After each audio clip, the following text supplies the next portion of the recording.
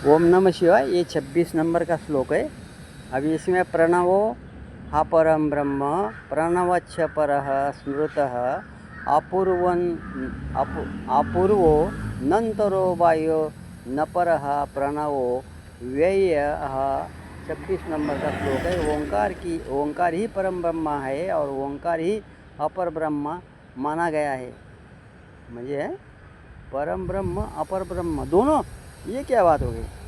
वह ओंकार अपूर्व अकारण अंतर्बाह्य शून्य अकार्य तथा अवयव है। मतलब हाँ, जैसा बताया था ये तुमत नित्यम व्यापी सक्रियम अनेकम आश्रितम लिंगम सा वैवम परतंत्रम व्यक्तम। वो कैसा है, अवयव नहीं है, निरवयव। शिव कैसा है, अवयव नहीं। जब शरीर नहीं तो अवयव कहाँ से रहेगा, कुछ नहीं रहेगा। वो पहले से अवयव था, अभी भी अवयव ही है। हाँ, अवयव खाली जो मृत्यु शरीर है उसको अवयव है, उसको कारण लगता है। बराबर, इसलिए बराबर लिखा है, गलत नहीं लिखा है। परापरे ब्रह्मणे प्रणव परमार्थः क्षीणेषु मात्रापादेषु पर एवात्मा ब्रह्मेति न पूर्व कारणमस्य विद्यत इत्यपूर्वः नास्म्यन्तरं भिन्नजातीयं किंज द्वितीधत्। क्या लिखा है, इत्यनंतर तथा बाह्य मन्यन्न। क्या लिखा है, बाह्य मन्यन्न विद्यत इत बाह्य अपरम कार्मस्य कार्य लिखा है। कहाँ कार्मस्य न विद्यत इत्यनपरः स। ये क्या लिखा है, बाह्याभ्यंतरो हज यजः। क्या लिखा है, सैन्य वगनवत। ये क्या लिखा है, प्रज्ञान घट इत्यर्थ है। ये 26 नंबर का है। अभी इसमें पर और अपरा ब्रह्म प्रणव है। मतलब पर ब्रह्म अपर ब्रह्म क्या है, वस्तुतः मात्रा रूप से पदों की क्षीण होने पर आत्मा ही ब्रह्म है। हाँ, तो वही तो बात है ना। फिर ये क्षीण हो जाता है, इसमें दुख हो जाता है। मतलब क्षीण मतलब ये कुछ ऐसा ही है, शब्द लिखा हुआ, उसका अर्थ नहीं जोड़ सकता। ये सब क्षीण हो जाता है, मतलब क्षीण आ जाता है, मतलब दुर्भाव आ जाता है, ऐसा। पर और अपर दो ही विद्या है। हाँ, बात तो बराबर है। पराविद्या एक अपराविद्या। जैसा शंकराचार्य ने लिखा है, अपरोक्षानुभूति, परोक्ष और अपरोक्ष ये दोनों है। अपरोक्षों में लिख दिया शंकराचार्य ने। पराविद्या में कौन लिखेगा, जो मुक्त होगा वही लिखेगा। मैं तो ग्रंथ लिख दिया, 50 पन्ने का हो गया। अब 50 पन्ना अभी बाकी है, वो तो भीतर से निकलता है ना, वो लिख लूँगा, उसका कोई टेंशन नहीं है। भीतर ही ग्रंथ है, बाहर कुछ नहीं अभी। हाँ, इसीलिए इसका कोई पूर्व यानी कारण न होने से यह अपूर्व है। अपूर्व ही रहेगा ना, कारण कहाँ लगेगा उसको। वो तो कारण से परे है। वो करवाते हैं, वो कारण नहीं बताएंगे। कारण शरीर को लगता है ना, जो अपन पढ़ रहे देख रहे हैं वो सब कारण उसको लगता है। जो परिवर्तन होता है उसको कारण लगता है।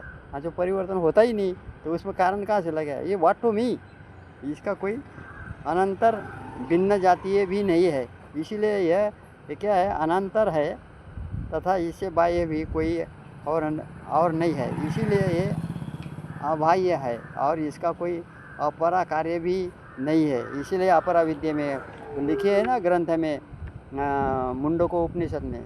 अभी तो मांडू के पढ़ रहा हूँ। मुंडको उपनिषद में लिखा है सामवेद, अथर्ववेद, यजुर्वेद, ऋग्वेद, ये 4 वेद इसकी भाषा है। निरुक्त, छंद, कल्प और ज्योतिषी, ये ज्योतिषी विद्या में आ जाता है कि कौन सा, अपरा विद्या। अपरा विद्या तो मुक्त में आया। मुक्त तो कोई हो ही नहीं, मुक्त खाली मैं ही हूँ। इसीलिए ये अनपर क्या है, अनपर है। मतलब तात्पर्य यह है कि यह बाहर भीतर से अजन्मा है।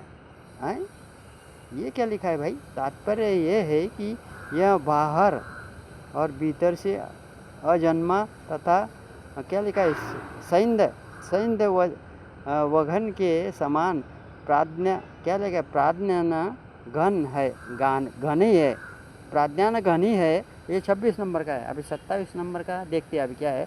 सर्वस्य प्रणवो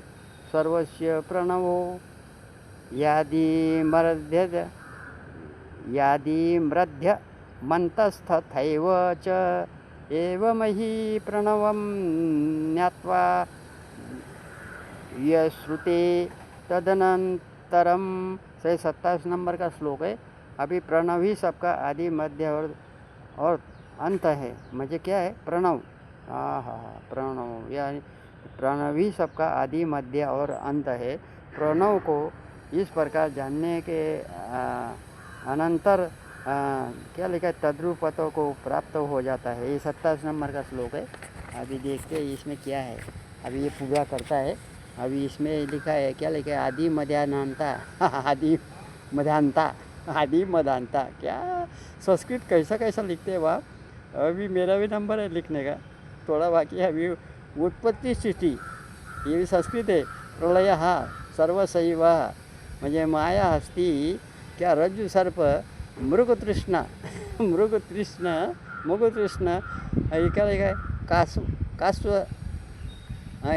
कास्व प्रदिवत उत्पद मानस क्या है? मानस्य विधादि प्रपंचस यथा क्या लिखा है? यथा मायुव्या दया एवं ही प्रणवत्मानानं मायुव्या दिस्थानीयं ज्ञात्वा तक्षना क्या लिखा है? तक्षश्च नानादेव तदात्मभावं युश्रुतः इत्यर्थः 27 नंबर का श्लोक है। बराबर। अभी सबका आदि मध्य और अंत अर्थात उत्पत्ति स्थिति और प्रलय प्रणव ही है। प्रणव, हाँ बराबर।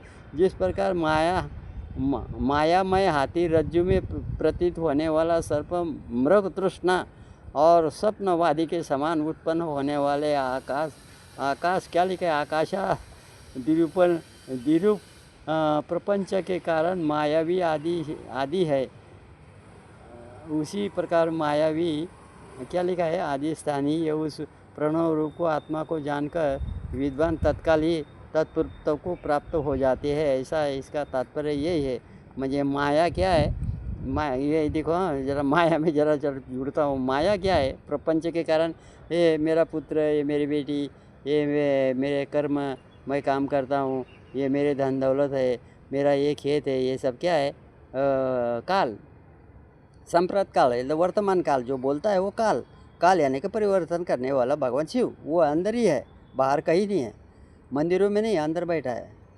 हाँ, वो उसके बिगड़ तो माया लगेगी नहीं ना। माया तो उसकी हुई है ना।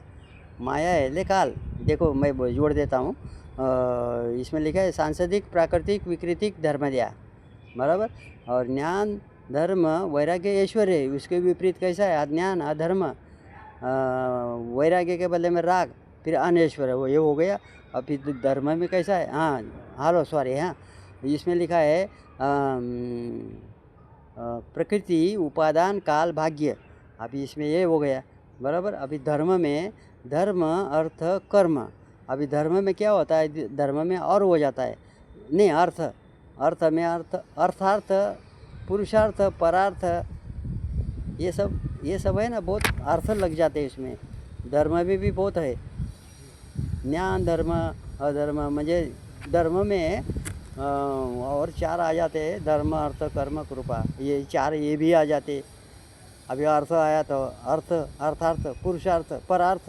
अरे बाप रे, ये तो लंबी लाइन लग जाती, फिर किसको समझ में आएगा क्या है? ये अलग अलग लिखा रहता है ना उसी में। इसलिए कारण એટલે जो वो बताया ना, कारण नहीं पता, वो धुआं दिखता है ना, दृष्टि से धुआं दिखता है तो कारण का पता कैसा लगेगा? ये मायावी आदि म्हणजे वो उसकी ही माया है, भगवान शिव की। क्योंकि मैं शिव हूँ तो मैं ही हुआ ना, और कौन हुआ? लेकिन ये पता नहीं मैं कौन हूँ। मैं तो शिव ही हूँ और मेरी ही माया है।